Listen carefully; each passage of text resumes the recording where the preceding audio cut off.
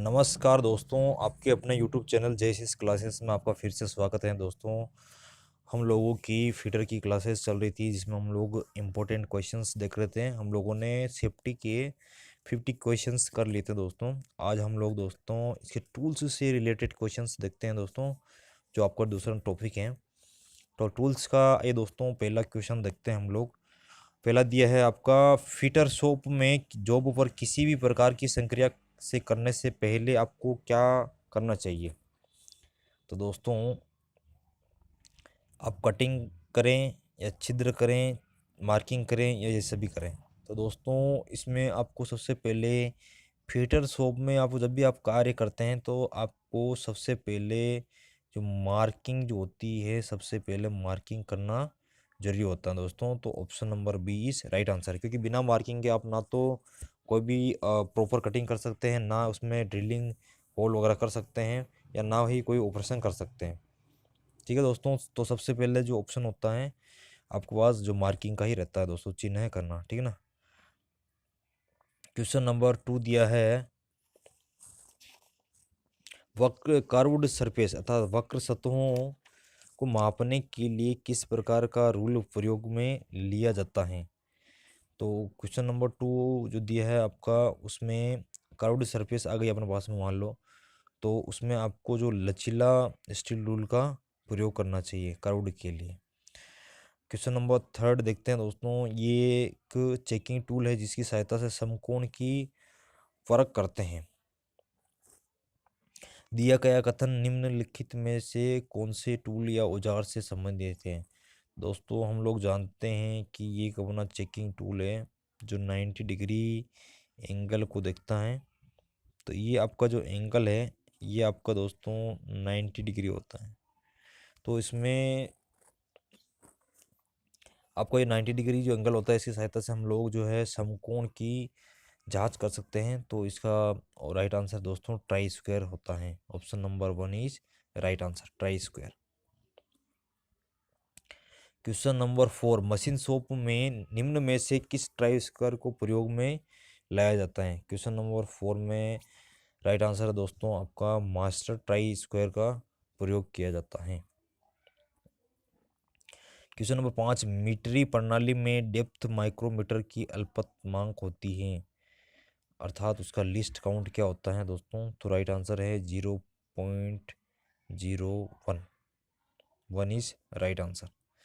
Question number 6 दिया है, machine shop में माप लेने वाले यंत्रों को सीधे सीधे प्रयोग न करके परोक्ष यंत्रों की सहायता से प्रयोग किया जाता है। ऐसा ही एक मुख्य परोक्ष यंत्र है। तो दोस्तों, ये आपका जो 3 जो दिया है, protractor, head, caliper, bevel square. ठीक है दोस्तों, तो इनका प्रयोग हम लोग सीधे ही नहीं कर सकते हैं, इनके साथ में हम लोग कुछ दूसरा टूल का यूज़ करता है। तो वो जो अप्रोक्स जो टूल होता है, जिसको किसी भी मेन टूल के लिए यूज़ करते हैं, तो उसका नाम है दोस्तों ट्राई स्क्वायर। ये एक तरह का आपका प्रोक्स यंत्र है। ठीक है। क्वेश्चन नंबर 7, कैलिपर्स के माप लेने वाले सिरों पर टंगस्टन कार्बाइड की बिट लगाई जाती हैं जिससे कि वह क्या नहीं हो सके। तो ए दिया है आपका, वह आकार में तिरछे न हो। बी दिया है वह सही माप दे, वह जल्दी न घिसे। और डी ये सभी।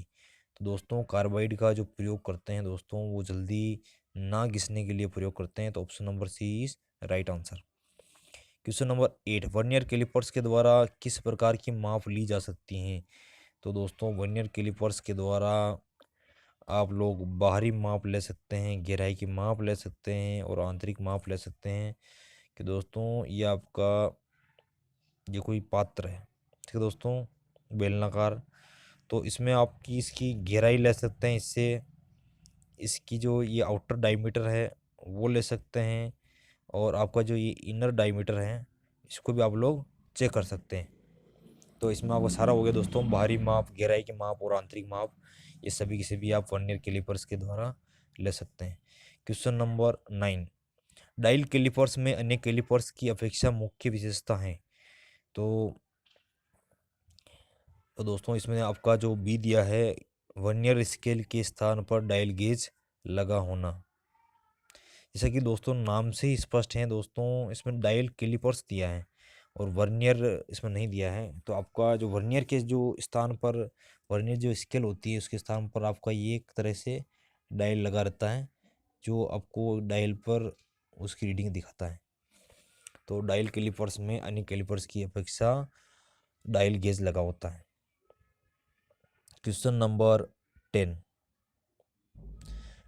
दिया है दोस्तों, वर्नियर हाइट गेज के द्वारा मीट्रिक प्रणाली में कितने तक सूक्ष्म माप में मार्किंग कर सकते हैं? क्वेश्चन नंबर 10 में राइट आंसर दोस्तों 0.02 mm, क्योंकि यही आपका दोस्तों एक उसका लिस्ट काउंट भी होता है 0.02 mm।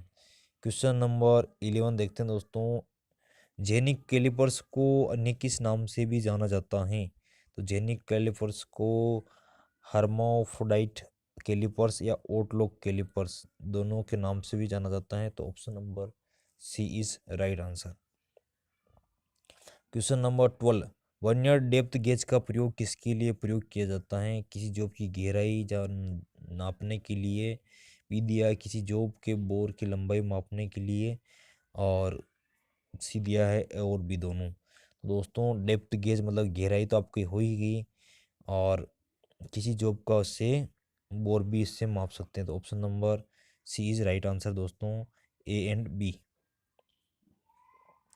माइक्रोमीटर के सिद्धांत पर आधारित एक मापक यंत्र है।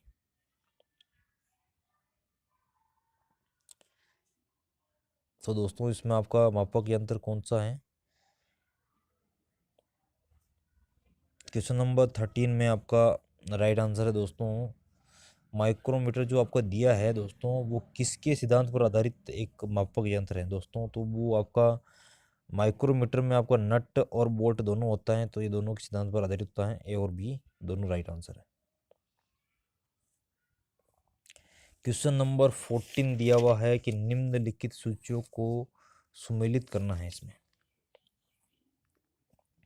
निम्नलिखित को आपको सुमेलित करना है दोस्तों। तो मैंने इसको दोस्तों पोर्ट्रेट किया है ताकि क्वेश्चन आपको पूरा ही नज़र आ सके, क्योंकि पिछले वाले वीडियो में पूरा नज़र नहीं आ पाया था। तो दोस्तों इसमें देखते हैं निम्नलिखित सूचियों को हम लोग को सुमेलित करना है। तो इसमें दिया है पहला आपका माइक्रोमीटर का प्रकार और संबंधित कथन दिया है। तो इसमें आपका राइट आंसर है दोस्तों, जैसे आपका दिया है कि बड़ा इनसाइड माइक्रोमीटर, पहला जो दिया है बड़ा इनसाइड माइक्रोमीटर, तो इसके द्वारा ये आपका 2 नंबर मापा जा सकता है। इसके द्वारा 2 इंच या 50 mm से छोटी माप नहीं ली जा सकती है इसके द्वारा, ये से सम्मिलित हो गया। और बी इस जो दिया है स्क्रू थ्रेड माइक्रोमीटर, तो इसमें आपका ये हो गया तीसरा, इसके द्वारा पिच डायमीटर मापा जा सकता है, ठीक है। और सी दिया है आपका वर्नियर माइक्रोमीटर, तो इसमें आपका इसमें डेटम लाइन के समांतर स्लीव पर 10 लाइनें बराबर दूरी पर खींच दी जाती हैं, तो इसमें ये हो जाएगा। अब लास्ट बचा आपको दोस्तों ट्यूब माइक्रोमीटर, तो इसमें आपका ये हो जाएगा, इसमें फिक्स्ड एनविल स्पिंडल को 90 डिग्री पर रहता है, ठीक है ना। इसमें फिक्स्ड एनविल स्पिंडल से 90 डिग्री पर रहता है। तो ऑप्शन नंबर आपका राइट आंसर हो जाएगा उसमें, option number D is right answer, ठीक है दोस्तों। आगे बढ़ते हैं, अब इसी में हम लोग क्वेश्चन नंबर 15 देखते हैं। तो इसमें दिया है फिलर गेज के द्वारा किसकी जांच की जा सकती है? तो फिलर गेज में जो दोस्तों उसमें अलग अलग पत्तियाँ होती हैं इस तरह से। अब ये एक सेंटर में आपका एक हिंज होता है, इसमें अलग अलग सी पत्तियाँ होती हैं, ऐसे ऐसे अलग अलग पत्तियाँ होती हैं उसमें। उसमें अलग अलग पत्ती पर आपका दोस्तों अलग अलग माप लिखा रहता है, जो 0.02 mm, 0.03 mm, 0.3 mm, इस तरह का जो अलग अलग होती हैं। तो ये आपको आपस में जो मेटिंग पार्ट्स होती हैं, जो आपको सी ऑप्शन दिया है, आपस में फिट हुए दो पार्ट्स के मध्य की जो झिरी होती है, अर्थात उसमें बीच में जो गैपिंग होती है दो पार्ट्स के बीच की, से दो कोई पार्ट्स है और ये दो कोई पार्ट्स है, तो इसमें जो गैप है बहुत कम, तो इसको हम लोग माप सकते हैं फिलर गेज के द्वारा, ठीक है दोस्तों।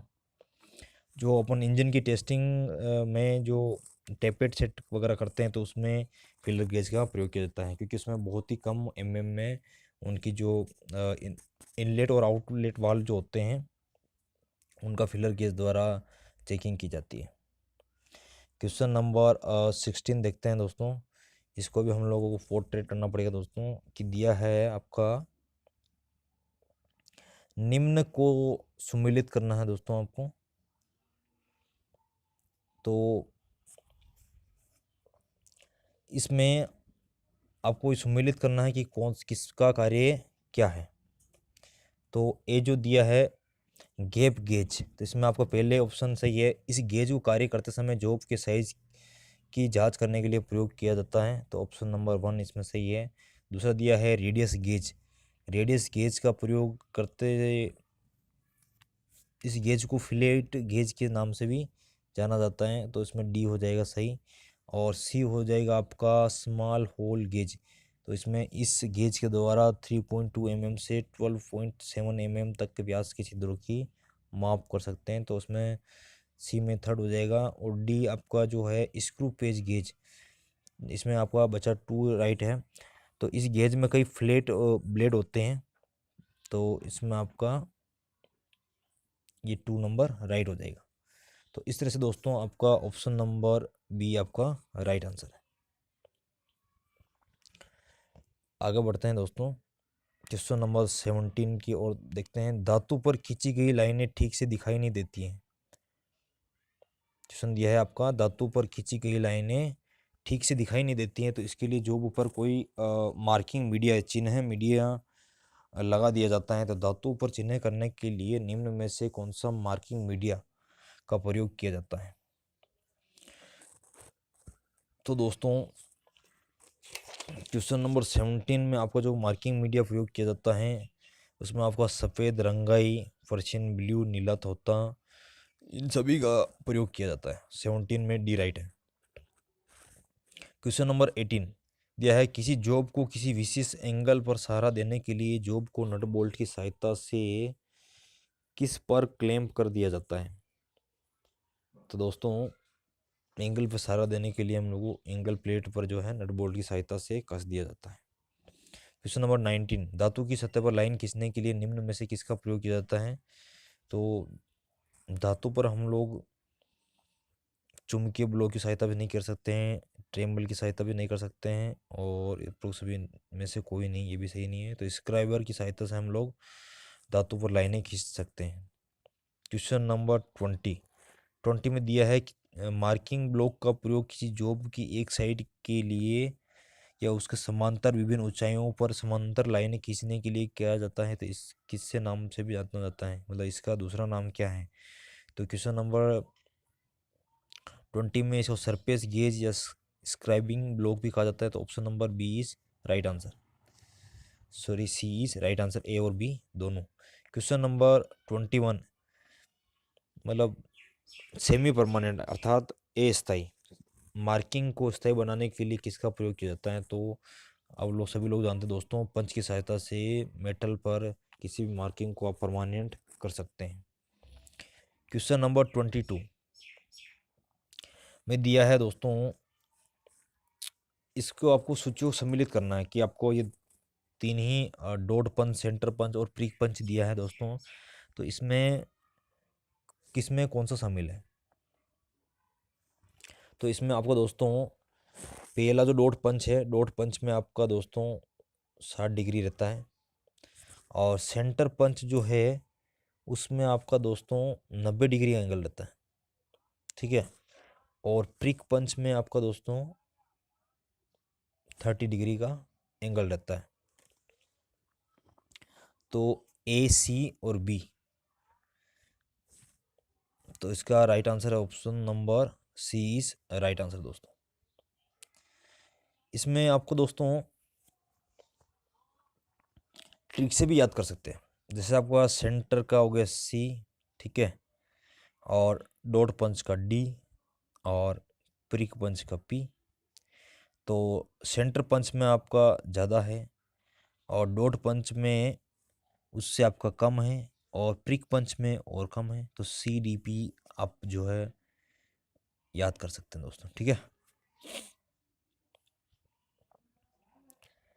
क्वेश्चन नंबर 23, किसी भी फीटरशाला में सर्वाधिक किस वाइस का प्रयोग किया जाता है? तो दोस्तों आप लोग सभी लोग जानते हैं, बहुत आसान क्वेश्चन है। फीटरशाला में सर्वाधिक बेंच वाइस का प्रयोग किया जाता है। Option number C is right answer.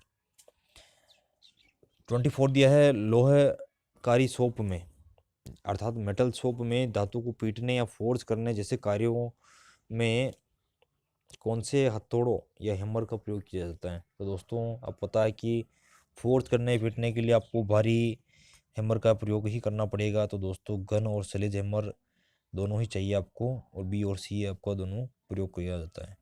Question number 25, मशीनों को विभिन्न अवयवों को प्राय नट बोल्ट के द्वारा जोड़ा जाता है। इस नट बोल्ट को कसने या खोलने के लिए निम्नलिखित में से किस औजार का प्रयोग किया जाता है?